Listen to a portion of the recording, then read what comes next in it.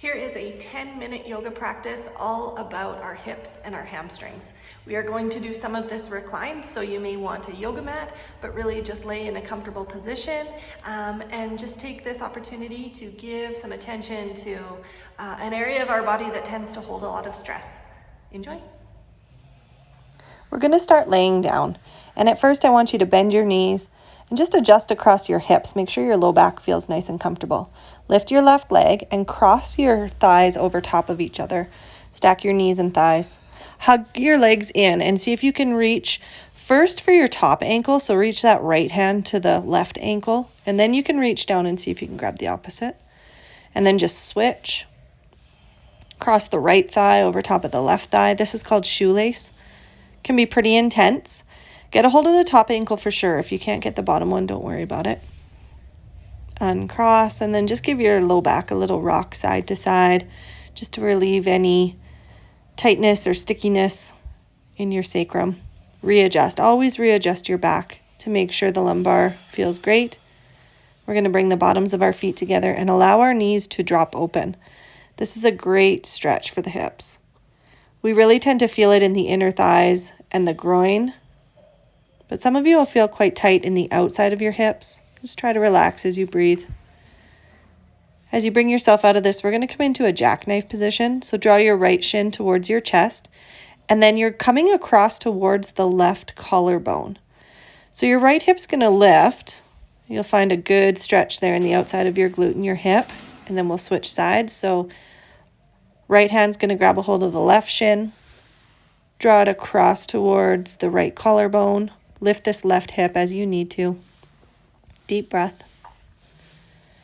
Awesome. Just release, rock it out as I like to do, and make your way up to seated.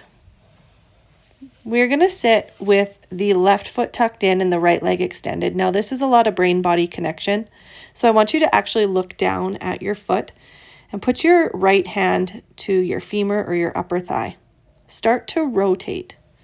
So what we want to do is take little windshield wiper movements, but we want to be able to feel this all the way up the leg. So with our sit bones connected to the mat, are you able to rotate your femur, your knee, your shin, your foot without too much movement through your hips? Try the opposite side. Sometimes we're unable to do this. In my experience, that means there's a lot of tightness in the hip, too much to allow the leg to move independently. Opposite side is always important, and one side will likely feel better than the other.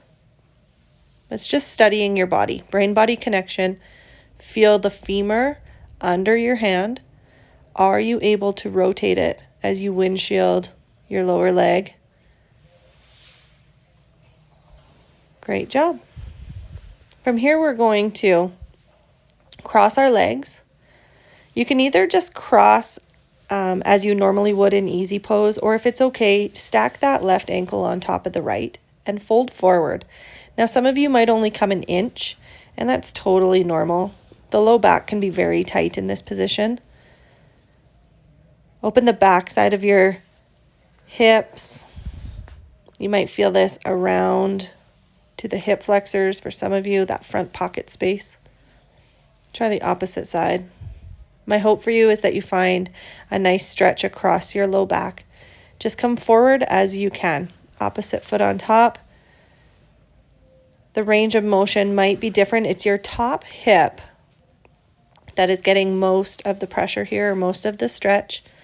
Just try to breathe in and out. Relax as you can. Relax your hips, your glutes, your thighs. Come all the way back up to seated. Let's take a moment here and extend our legs just one at a time. We're going to take the right leg to start with. And then cross your left foot over the top. This is a seated twist. Right elbow is going to come to the left shin. Sit nice and tall through your spine and look over that back shoulder. And then just release and give the opposite side a try. Sit nice and tall. Right foot across the left. Twist to look over your right shoulder as you can. Don't clench your teeth. Okay, come up onto your shins here, just facing the long edge of your mat, and then step your right foot to the side. This is a similar leg position to if we were standing in Warrior Two. We're just going to rock forward and back, and we want to find a good stretch through the inner thighs. The hamstrings will get some tension in this as well because those muscles wrap around towards the glutes. Everybody's going to be a bit different here. If your knee is tender in this position, then certainly pad it up with a blanket. Both sides we want to do just that seesaw motion a couple of times. Come back to your shins. And then let's meet in table pose. So this is going to be a similar movement to that one that we did reclined. You're going to lift your left knee, cross it over the right shin, and then get as much space as you can between your ankles. Drop your head down, or at least your forearms down, and just find what feels good here. I like to shift my weight a little bit. Find a nice stretch into your hips. You can kind of push back. The left hip should get most of it with the leg being behind. Uncross, wiggle it out, do as you need, and then lift that left knee, cross it over the right shin. Right knee, cross it over the left shin. And then spread your ankles apart, drop down as you can. Same thing here. If it feels natural to take some movement, then that's great. Otherwise, just hold steady, lean back, breathe, and enjoy the stretch across your hips. Beautiful. We are going to come up to standing. So this is a figure 4 position. You could do this holding onto a wall if you need to. Left ankle across the right knee, and then just bend your supporting leg as much as you can. As you kind of sit down and push back through your glutes, you're going to get a nice stretch. Try the opposite side. Again, just hold something if you need the extra balance. Open your knee, open your hip as you can. Sit back. Awesome. From here, let's stand with our feet nice and wide. You're going to come into a forward fold. Your toes can be turned out slightly. I would suggest finding something that feels like kind of a natural position up through the hips. And then we're going to bend the right knee. Keep your left leg really straight and walk your hands towards the left. Keep your right knee bent and now go towards your bent knee.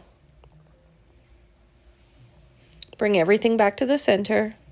We're going to come all the way up to standing. Nice and strong through your glute muscles as you stand. Reach your arms up. Take a deep breath in just to open up the rib cage and the spine. Fold forward. Helps us to ensure just a nice intentional forward fold where the glutes and the hips are getting a great stretch. Bend your left knee this time. Keep your right leg nice and straight. Go towards your straight leg first. And then venture over to your bent knee. Walk everything back to the center. Legs are straight. Again, come all the way up to standing. Coming down now on our knees, almost done. We're going to come into a 90-90 position, right foot forward, and then just kind of melt your way into a low lunge. This can be quite an intense stretch. Important to stretch all the way around the hips so this gets into the front of the pelvis. And then as we pull our hips back, come into half split. So really anchor this right heel to the floor and point your big toe up. Forward and back a few times. Try to inhale as you come forward. Drop your hips to your heels. Exhale as you pull back and really think of pulling the right hip crease towards the back. Keep your legs nice and engaged as you go through this. That will intensify the stretch. Step forward or really switch sides however you need to here. We will end up with left foot forward, right foot back. That really good deep angle, deep stretch for our quad, for the front of our pelvis. And then start to pull your hips back, specifically that left hip. Think of pulling your hip towards the back of the room. Anchor your heel, point your toe up. Drop your hips forward, pull them back again. I know this can be an intense one. It's a fabulous movement. We incorporate it a lot in classes. Work within your range of motion. Step forward. Great job, you guys. Just come up to standing. Go for a walk.